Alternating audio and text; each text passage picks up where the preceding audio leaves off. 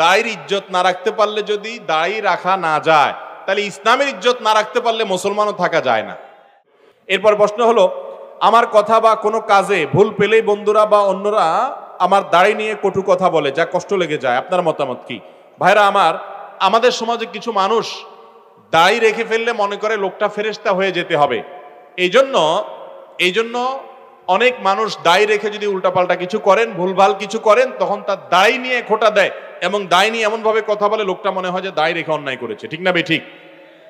একজন মানুষ দাড়ি রাখার পর একটা 2 নম্বরই কাজ করেছে, কথার কথা। আরেকজন মানুষ দাড়িও রাখে নাই, 2 নম্বরই কাজও করেছে। এই দুইজনের মধ্যে অপরাধের মধ্যে মাত্রা কার বেশি? যে দাড়িও রাখলো না সে তো একটা ওয়াজিব তরক করলো, আবার একটা গুনার কাজ করলো। যে বেচারা দাড়ি রেখে একটা আকাম করছে, সে অন্তত দাড়ি রাখার কাজটা তো করছে, আরেকটা আকাম করে একটা গুনাহ না করছে, আরেকটা তো সে করলো না। ঠিক না ঠিক? আমাদের দেশে অনেক সময় দেখা যায় কেউ দাড়ি রাখলে বলে, ভাই দাড়ি রাখছো, দাড়ির ইজ্জত রক্ষা করতে পারবা? দাড়ির ইজ্জত রক্ষা করতে না পারলে দাড়ি রাখা ঠিক না। এই ফতোয়া শুনছেন আপনারা? এই ফতোয়া ভুল ফতোয়া, এটা কোনো সঠিক ফতোয়া না। দাড়ির ইজ্জত না রাখতে পারলে, যদি দাড়ি রাখা না যায়, তাহলে ইসলামের ইজ্জত না রাখতে পারলে মুসলমানও থাকা যায় না। আমরা কি ইসলামের ইজ্জত পুরোপুরি সবাই রাখতে পারি? তাহলে আমরা ইসলাম কি ছেড়ে দিব? তাহলে একইভাবে দাড়ির ইজ্জত বলতে কোনো কথা নাই। একজন মুসলমান দাড়ি থাকুক আর না থাকুক, তিনি সব ক্ষেত্রে সৎ, ভালো, নেককার এবং আল্লাহর নির্দেশের পথে চলার চেষ্টা করতে হবে। দাড়ি রাখুক অথবা না রাখুক, এর সাথে দাড়ির কোনো সম্পর্ক। মনে রাখবেন, আপনি যে দাড়ি রাখতে না পারেন এর কারণে আপনার ঈমান যাবে না, আপনি মুসলমান থাকবেন। কিন্তু কেউ দাড়ি রেখেছে, তাকে যদি তাচ্ছিল্য করেন, বিশেষ করে যুবকদের বলছি, অনেক তরুণরা আছে, নিজের কোনো বন্ধু হয়তো দাড়ি রেখেছেন, নামাজ পড়া ধরেছেন, তাকে নিয়ে আপনি ঠাট্টা করছেন, বিদ্রুপ করছেন। ঈমান ভঙ্গের কারণ আছে অনেকগুলো। অনেক উলামা ইকরাম বলেছেন 10টি কারণ আছে ঈমান ভঙ্গের। এই কারণগুলোর কোনোটি পাওয়া গেলে আপনি ইসলাম থেকে খারিজ হয়ে যাবেন, সাথে সাথে বেঈমান হয়ে যাবেন। এর মধ্যে একটা হলো, ইসলামের কোন একটা সাধারণ বিষয় নিয়ে যদি আপনি তাচ্ছিল্য করেন, বিদ্রুপ করেন, ব্যঙ্গ করেন, হাসাহাসি করেন, তাহলে কিন্তু ঈমান নষ্ট হয়ে যাবে।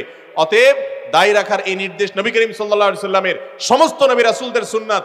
আপনি নিজে রাখতে না পারলেন, কিন্তু আরেকজন রাখার পরে যদি তাকে তাচ্ছিল্য করেন, হতে পারে সে ভুলভাল করছে, এই জন্য দাড়ির সঙ্গে ওইটার কোনো সম্পর্ক করবেন না। যদি করেন, আর করে যদি ছোট করেন, দাড়িকে হওয়া করেন, উপহাস করেন, ঈমান পর্যন্ত চলে যেতে পারে এবং ঈমান চলে যাওয়ার ফলে একজন কাফেরে পরিণত আপনি হতে পারেন। অতএব আমাদেরকে সাবধান থাকতে হবে। এরপরে প্রশ্ন হলো, ব্যক্তি মালিকানা জায়গায় কৌশল করে অনুমতি ব্যতীত মসজিদের নামে নেয়া এবং অনুমতি ব্যতীত ব্যক্তি মালিকানা জায়গায় গাছ লাগিয়ে মসজিদের জন্য ব্যবহার করার শরিয়া বিধান কি?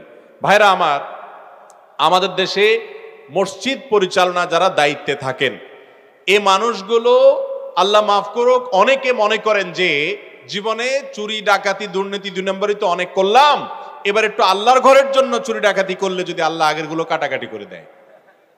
এটা কেন বলছি? আপনি দেখবেন বাংলাদেশে অনেক মসজিদ আছে, সব মসজিদের কথা আমি বলছি না, অনেক মসজিদ আছে, এই মসজিদগুলো দেখা যায় মসজিদ কমিটির লোকজন বা যারা মসজিদ প্রতিষ্ঠা করেন, ওনারা বিতর্কিত জায়গায় মসজিদটা করেন, আছে না নাই? জায়গা দখল করে মসজিদ করেন, এমন ভাবে সিন ক্রিয়েট করেন যার জায়গা সেই বেচারা দিতে বাধ্য হয়, এরকম পরিবেশ করে মসজিদ করার প্রবণতা আছে না নাই? এবং রাস্তার ধারে মসজিদ, ঢাকা শহরে কয়টা মসজিদ এরকম আছে আমার সন্দেহ, যে মসজিদ সাইডে রাস্তার জায়গা পুরোপুরি ছেড়ে দিয়েছে। আপনি মসজিদের সিঁড়ি রাস্তার উপরে নিয়ে গেলেন, 2 হাত 3 হাত 3 ফিট 4 ফিট জায়গা আপনি নষ্ট করলেন। আল্লাহর ঘরকে আপনি আসামির কাঠগড়ায় দাঁড় করালেন। আপনি সরকারি রাস্তা দখল করলেন, রাস্তায় মানুষের চলাচলে বিঘ্ন সৃষ্টি হলো। বাড়িঘর করতে গিয়ে মানুষ দুর্নীতি করে, স্লোপ করে, কার্ভ করে, বিভিন্ন ভাবে তার গাড়ি উঠানোর জন্য সে রাস্তার জায়গা দখল করে, অন্যায় করে, সেটা তো হারাম। কিন্তু আল্লাহর ঘরের জন্য যদি এই কাজটা করে তাহলে সেটা হালাল হবে? সেটার কারণে শাস্তি আরো বেশি হতে পারে, কারণ আল্লাহর ঘরকে আপনি কি করলেন? আসামির কাঠগড়ায় দাঁড় করেন। আমাদের অনেক ভাইরা আছেন এই কাজগুলো করেন, যারা মসজিদ পরিচালনা করছেন। আল্লাহর ওয়াস্তে আমি বলবো, আপনি ব্যক্তি জীবনে যা করেন না করেন, আল্লাহর ঘরকে আসামির কাঠগড়ায় দাঁড় করাবেন। অতএব এই ক্ষেত্রে সৎ আমাদের থাকতে হবে। মক্কার যে মুশরিকরা ছিল, মক্কার মুশরিক কাফেররা, তারা শিরকে লিপ্ত হতো, উলঙ্গ হয়ে বাইতুল্লাহ তওয়াফ করত। তাদের মধ্যে অনেক খারাপ জিনিস ছিল, কিন্তু একটা ভালো গুণ ছিল, সেটা কি? হালাল সম্পদের মূল্য তারা দিতে জানতো। এই জন্য মক্কা যারা গেছেন জানেন, কালো গেলাপে ঘেরা কাবা ঘরের এক পাশে বুক পরিমাণ একটা ওয়াল আছে, ঘেরাও দেওয়া, রাউন্ড দেওয়া, হাতিমে কাবা বলা হয়। যারা গেছেন দেখছেন না? এই জায়গাটা কেন এরকম জানেন? অনেকে হয়তো জানেন এই জায়গাটা মূলত ওই কালো গিরাপে ঘেরা কাবাগরের ভেতরের অংশ ছিল। ইব্রাহিম আলাইহিস সালাম যে কাবা বানাইছেন সেখানে এটা সহ ছিল, এই পুরো অংশটা ছিল। এই কাবাকে যখন আমাদের নবী সাল্লাল্লাহু আলাইহি ওয়াসাল্লামের দাদা আব্দুল মুত্তালিব ওনার নেতৃত্বে পুনর্নির্মাণ করলেন, নবী সাল্লাল্লাহু আলাইহি ওয়াসাল্লাম ছোট ছিলেন তখন, ওই সময়টাতে তিনি ঘোষণা দিলেন, তার লোকেরা ঘোষণা দিলেন যে আমরা কোনো হারাম টাকা আল্লাহর ঘরে নেব না, আর হালাল টাকা সমাজে সবসময় কম থাকে। এই জন্য টাকার অভাবে এই অংশটাকে মসজিদের ভিতরে ঢুকাইতে পারেন নাই, আজও পর্যন্ত সেটাকে বাহিরে রেখে দেওয়া হয়েছে যাতে করে আমরা শিক্ষা গ্রহণ করতে পারি। আর আজকাল কি অবস্থা, মসজিদ বলেন আর মাদ্রাসা বলেন আর ওয়াজ মাহফিল বলেন, আমরা হুজুররাই আপনাদেরকে বামপট্টি দিয়া বুঝায়া ফজুলত টজুলত বলে হালাল হোক আর হারাম হোক পয়সা চাই পয়সা চাই, ঠিক না বে ঠিক? তো মসজিদ যারা পরিচালনা করবেন তারা সততার স্বাক্ষর রাখবেন, তারা অন্যের জায়গা কৌশল করে দখল করবেন না, করলে সেটা জায়েজ হবে না। এরপরের প্রশ্ন, ব্যক্তিদ্বন্দ্ব লিপ্ত হয়ে মসজিদ নির্মাণ করার শরিয়া বিধান কি? এটাও মসজিদ রিলেটেড মাশাআল্লাহ। এটার হারও আমাদের সমাজে অনেক বেশি। কোন মসজিদে আপনি নামাজ পড়তে গেছেন, কমিটির সদস্য ছিলেন, কোনো কারণে গন্ডগোল হলো, এবার যা জমি কিনে একটা মসজিদ বানায় ফেললেন, আছে না নাই? এই মসজিদ কখনো আল্লাহর সন্তুষ্টির উদ্দেশ্যে নির্মাণ হতে পারে? মসজিদ হবে আল্লাহর সন্তুষ্টির জন্য।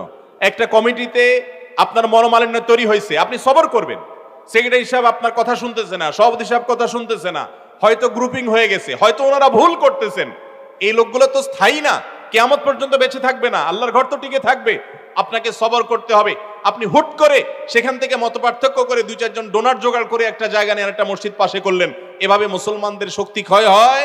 অযথা আপনি সেখানে আরেকটা মসজিদ করে মুসলমানদেরকে দুই ভাগ করলেন এবং এলাকাতে বিবাদের বীজ বপন করলেন।